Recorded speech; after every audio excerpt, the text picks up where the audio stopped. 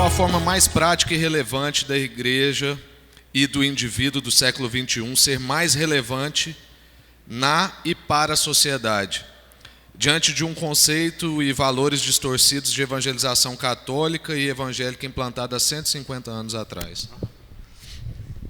Gente, a questão de relevância, ela precisa ser entendida.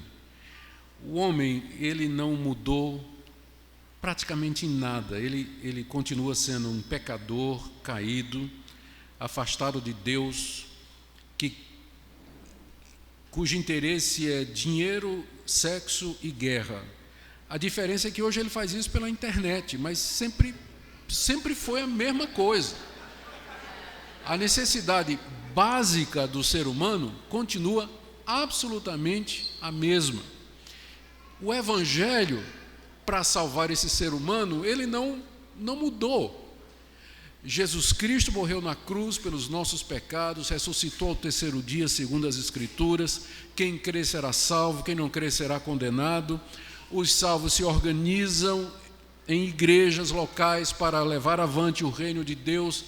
Então, o evangelho, o velho evangelho, ele sempre é relevante quando ele é pregado com clareza, com profundidade, com segurança, com coragem. Ele sempre será relevante. Claro, há maneiras ou há abordagens que você deve fazer ao levar esse evangelho que vão levar em conta aspectos da cultura, aspectos do momento, porque há questões hoje que não foram levantadas na geração anterior, mas elas não são tão determinantes a ponto de você comprometer o cerne do evangelho na sua apresentação.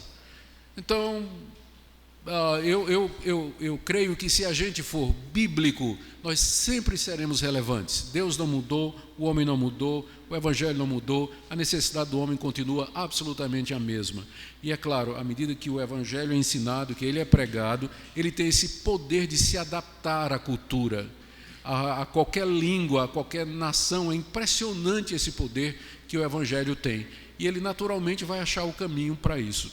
Mas não vamos pensar que relevância é a maior necessidade nossa. Volto a dizer, se a gente for bíblico, nós sempre seremos relevantes, sempre seremos.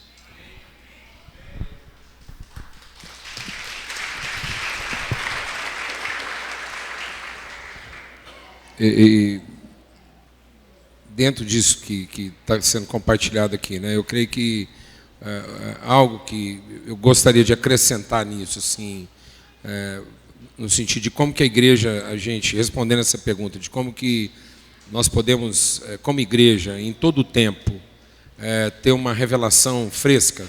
Quando eu digo fresca, é santa. E quando eu digo santa, não é religiosa, é sem contaminação.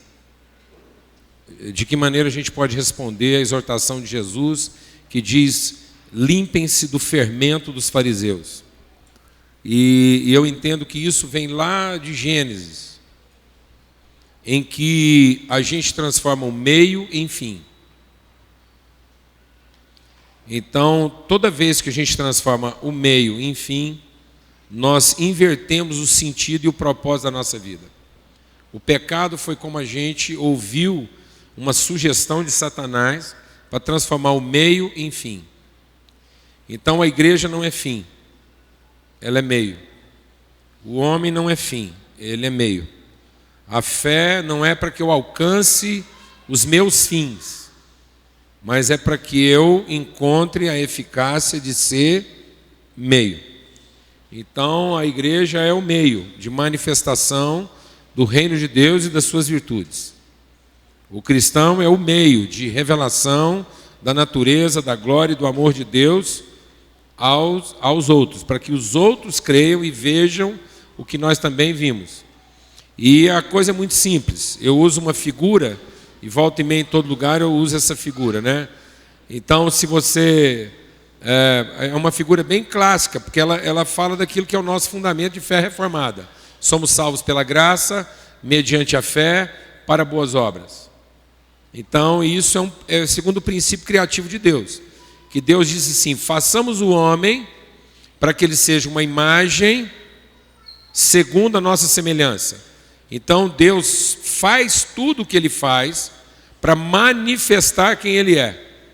Então, de igual modo, nós deveríamos também fazer as coisas para manifestar, para revelar aquilo que nós já somos, e não o que nós gostaríamos de ser. E o diabo inverteu isso. Então nós éramos um meio de revelação de uma natureza aperfeiçoada, bendita, divina, e o diabo colocou a gente na vida para ser o fim. E disse, olha, no dia em que você fizer a coisa certa, então você será. Então nós passamos a olhar para a vida como quem consome e não como quem abençoa.